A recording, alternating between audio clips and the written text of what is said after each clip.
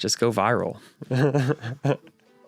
If you're an artist, you want to be on playlists, but not all playlists are created equal. So we're going to talk today about what makes a playlist good or bad. My band Enox has tried a lot of different ways to promote our music over the last 2 years, including paid playlists. And while it might sound great to be on a playlist with thousands of followers, it doesn't always help you.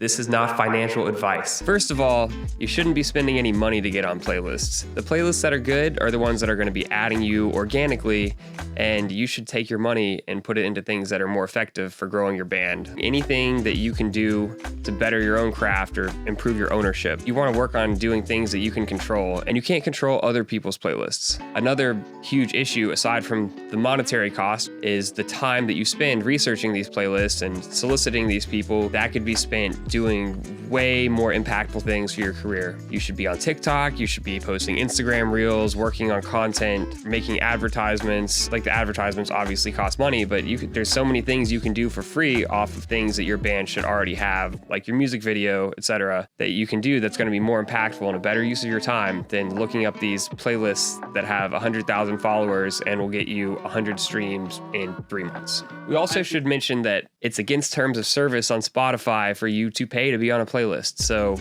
you should not be paying to be on a playlist. Aside from all the other super important reasons, it can get your account banned. So don't do that.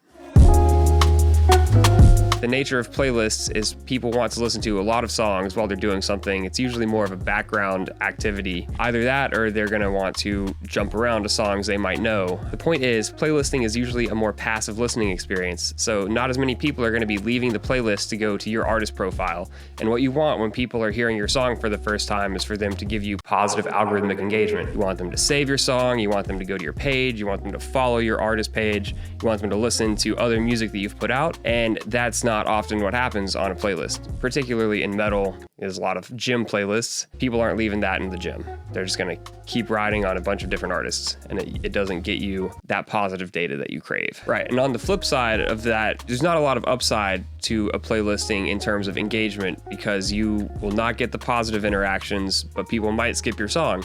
And one of the most important things for Spotify or another service is how long somebody listens to your music. So you want people to listen to as much of your song as possible. You want them to definitely not skip through the first 10 seconds, the first 30 seconds, the first 3 seconds. You want something that is catching people, make them search out more music for your band. A lot of playlists are fake and they don't have real listeners. So they'll have these great numbers, tens of thousands of followers, but bought people's fake pirated accounts to like the playlist to pump up the numbers so they can charge you money to be on it. And that doesn't really help you out. It puts you in a pool of listeners who don't actually listen to this sort of music. So you want listeners who are real music fans listening to modern bands that your band sounds similar to, and that way Spotify is going to know to push your music to people who listen to that sort of music. So if you're in a playlist that has a lot of bot activity, they might not be active listeners listening to what your music is related to, and it's going to tell Spotify something completely different than you want them to think. I'm not saying that it's bad to have your music on playlists, and it can actually help a lot if it's organic. Influencer playlists can actually be great for you. So say, for example, there's this influencer on Instagram and TikTok. His name's Matt Bevin. What's up, Matt? We love you. You're a cool guy. He just makes playlists because he likes this kind of music, and he promotes it, and people listen to it because they like his taste in music. Out of all of the playlists we've gotten that are not editorial playlists, those have gotten the most streams for us. So we didn't reach out to him or pay him or anything. We just got added to his playlist, and it was a huge help. But if you find influencers who do have playlists that they make just out of their enjoyment of their own heart for this kind of music, those are great. You can hit them up, see if they like your tunes. If they like it, they'll put it on there. If you're not paying for it, go for it. So going back to what I was saying about our experience with paid playlisting, we've tried it one time a couple years ago when Enox was first getting off the ground. We're still getting off the ground, but we tried this playlist. I think it had 96,000 followers at the time, paid $100 something to be on there. And since then, I think in about 2 years, we can look at our stats. and we have had 1,341 streams from that $100. If you took $100 and put it into Facebook ads, you probably, if your ads are optimized, you could get a significant amount more listeners who are going to stay around and listen because they actively enjoy the kind of music that you're producing. For comparison, the playlist that we paid to be on 2 years ago got 1.3 thousand streams. The influencer playlist, who added us just because he likes music and promotes his playlists, and they're legitimate organic playlists, gotten 10,000 streams since January of this year. Another type of playlist people want to know more about are Spotify editorial playlists. And there's a lot more steps that go into the process that will hopefully help you get on those playlists, but those playlists can be very helpful for a band, especially early on. They can really expose you to a lot of new listeners, and those are the kind of playlists you want to shoot for. One other kind of playlist that's important: algorithmic playlists. So I was just crunching the numbers, and it looks like our algorithmic playlists, which are playlists that Spotify just puts together based on what listeners like. If they like your band and they like bands similar to, they'll put it next to those bands. And we've gotten many times more streams on those playlists than even editorials.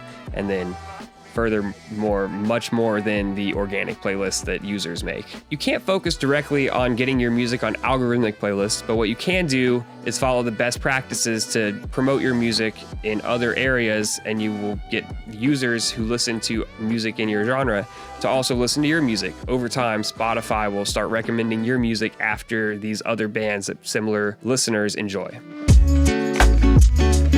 So I know we talked a lot about what not to do in this video, so I just wanted to leave you with a tip of something you can do so you can be proactive and help grow your career. This is not financial advice. Take that $100 that somebody wanted for that playlist and put it into ads for Instagram and Facebook story ads, because that's the only time people are actively engaged looking at videos. Honestly, maybe make it look a little unprofessional, look like somebody posted it as their story. You want people to think that it's just organic content people are sharing, and if they like the tunes, they're going to click on it. In my experience, the users who find our music through Instagram story and Facebook story ads are more likely to follow our page and listen to more music.